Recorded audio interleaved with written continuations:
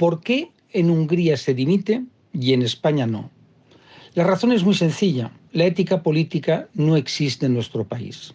La izquierda política y mediática tiene en la diana al primer ministro húngaro, Viktor Orbán, porque lo consideran un ultraderechista, fascista, aliado de Putin y no sé cuántas cosas más. Pero no hay duda de que en ese país los políticos asumen la responsabilidad de sus actos. La presidenta de Hungría, Katalin Novák, ha dimitido tras cometer el error de indultar a un hombre implicado en abusos sexuales a menores. En España se aprobó la chapucera ley del solo sí es sí, y no dimitió nadie. No solo eso, sino que sus impulsoras se sintieron muy orgullosas y culparon a los jueces y fiscales por no interpretar adecuadamente el espíritu de la ley.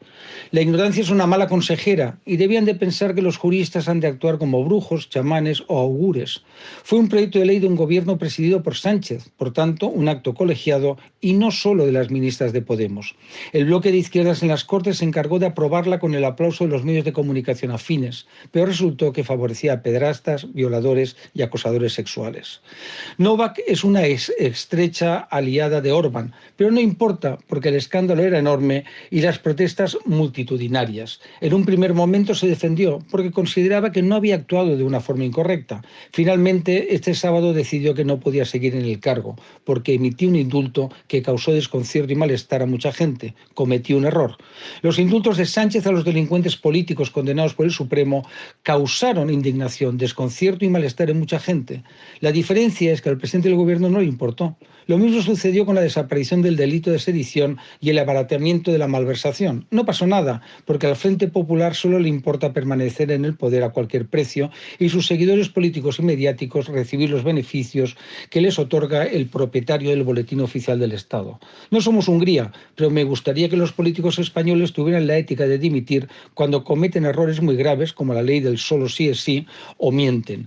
No hay un caso similar en Europa en el que un líder político compra la presidencia del gobierno promoviendo la concesión de una amnistía, aunque es realmente una impunidad universal por los graves delitos cometidos, y que va adaptando el texto durante su tramitación parlamentaria para complacer a los delincuentes. No hay duda de que el sanchismo establece un precedente que legitima el uso del engaño y la chapuza jurídica. Por supuesto, las calles se hubieran incendiado si lo hubiera hecho un presidente del PP. Con la grave crisis económica que afrontaba España en 2012 tras la catastrófica gestión socialista, Rajoy tuvo que incumplir sus promesas electorales. Los cajones estaban llenos de facturas impagadas, el déficit público, el paro y la deuda eran insoportables, pero muchos medios de comunicación y periodistas, los sindicatos y las asociaciones variopintas de izquierda se movilizaron contra el gobierno del Partido Popular, sin criticar a los socialistas que habían gestionado la crisis de forma desastrosa. Era muy grave que Rajoy incumpliera sus compromisos, pero ahora no lo es que lo haga Sánchez. Es increíble leer o escuchar a los juristas sanchistas, como Pérez Royo o Martín Pallín, defender una amnistía que es inconstitucional. No se acuerdan de que el presidente del gobierno decía que lo era, definía como rebelión la actuación de los dirigentes independentistas y aseguraba que traería detenido a Puigdemont para entregarlo al Tribunal Supremo. Por mucho menos, la presidenta de Hungría ha presentado su dimisión.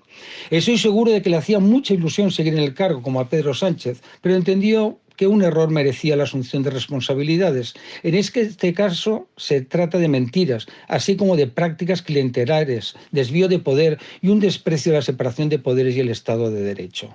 La oposición húngara había pedido la dimisión de la presidenta, se puso en marcha un procedimiento ético en el Parlamento y miles de personas se concentraron el viernes ante la sede de la presidencia.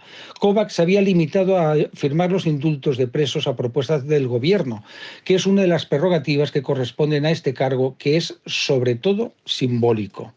El beneficiario de esta decisión había sido sentenciado a más de 3 años de cárcel por presionar a las víctimas para que se retractaran de las acusaciones por los repugnantes abusos sexuales cometidos por el director de la institución.